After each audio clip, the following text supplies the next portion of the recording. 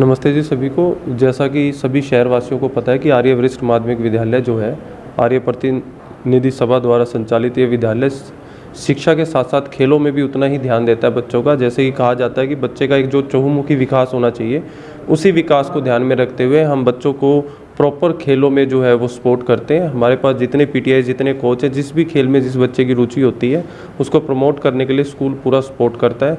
और उसी का ये परिणाम है कि बच्चे स्टेट लेवल पे आज जो है वो मेडल लेके आए हैं और अब नेशनल के लिए तैयारी करेंगे। जहाँ भी इनका वेन्यू होगा तो ये नेशनल में भी जाएंगे। मैं सबसे पहले तो इन बच्चों को बधाई देना चाहता हूँ और सभी ये जो इनके जो पीटीआई हैं, प्रिंसिपल हैं, प्रधान हैं, सेक्रेटरी हैं, सारी जो है कार्यकारिणी को बधाई देना चाहता हूँ। और बच्चों से ये कहना चाहता हूँ कि ये आगे बढ़ें। गेम जो है वो प्रैक्टिस की चीज़ है, जितनी प्रैक्टिस करेंगे उतना ही आगे बढ़ेंगे। और मार्शल आर्ट है, ये हमारी भारतीय पद्धति की पुरानी आर्ट है। अब इसका नाम बदल करके दूसरे देशों में इसको खेलने लग गए, लेकिन ये भारतीय पद्धति की आर्ट है। और इस आर्ट के अंदर जो है हमारे स्कूल के बच्चे जो प्रथम द्वितीय स्थान प्राप्त किया है, आगे कर्नाटक जाएंगे तो बड़ी खुशी की बात है। और मैं प्रभु से प्रार्थना करता हूँ कि वहाँ भी ये बच्चे जो है अच्छा अपनी प्रदर्शन करके आएँ और वहाँ से भी गोल्ड मेडल लेकर के आएँ। ये हमारे 7 बच्चों ने स्टेट लेवल चैम्पियनशिप में पार्टिसिपेट किया था, जो हिसार में आयोजित की गई थी। तो उसमें से हमारे 5 बच्चों ने गोल्ड मेडल और 2 बच्चों ने सिल्वर मेडल प्राप्त किए हैं। अब ये बच्चे नेशनल खेलने के लिए कर्नाटका जाएंगे, वहाँ इनकी नेशनल चैम्पियनशिप होनी है। तो आगे उद्देश्य क्या रहता है इस तरह के आर्ट में? उद्देश्य ये रहता है भाई, देखो ये आर्य संस्था है हमारी, जो आर्य प्रतिनिधि सभा हरियाणा द्वारा संचालित है। तो आर्य संस्था का मतलब है जहाँ शिक्षा के साथ साथ उत्तम स्वास्थ्य और उत्तम संस्कार की शिक्षा यहाँ पे दी जाती है।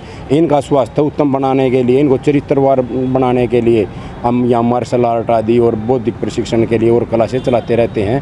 हम इनकी प्रतिदिन 1.5 घंटा सवेरे और 2 घंटे छुट्टी के बाद इनकी तैयारी कराते हैं। उसी का परिणाम है जो ये बच्चे मेडल लेके आए हैं। उससे पहले जिला चैम्पियनशिप जब हुई थी तो उसमें 28 बच्चों के मेडल आए थे, और जिन बच्चों ने गोल्ड मेडल प्राप्त किए थे उनका अब स्टेट में प्रतियोगिता में भाग लिया था उन्होंने, तो वहाँ से अब 7 बच्चों के मेडल आए हैं। कैसा लगता है बच्चे गोल्ड मेडल लेके आते हैं? आप कोच भी रहे हैं, स्कूल का भी नाम रोशन करते हैं। भाई बहुत अच्छा लगता है व्यक्तिगत रूप से भी और एक संस्था के लिए भी। संस्था का हमारे स्कूल का नाम होता है भाई यार, ये स्कूल के बच्चों ने तरक्की की है, ये मेडल लेके आए हैं, अब आगे नेशनल खेलने के लिए जाएंगे। और राज्य स्तरीय चैम्पियनशिप में मेडल लेके आना कोई छोटी बात नहीं है। तो अब ये मान लो जो ये लड़की है, निधि नाम है, ये 78 kg में मेडल लेके आई है। ये अपने वेट में हरियाणा की पहली लड़की तो हुई। इसी प्रकार ये अपनी अपनी वेट कैटेगरी में बच्चे मेडल लेके आए हैं।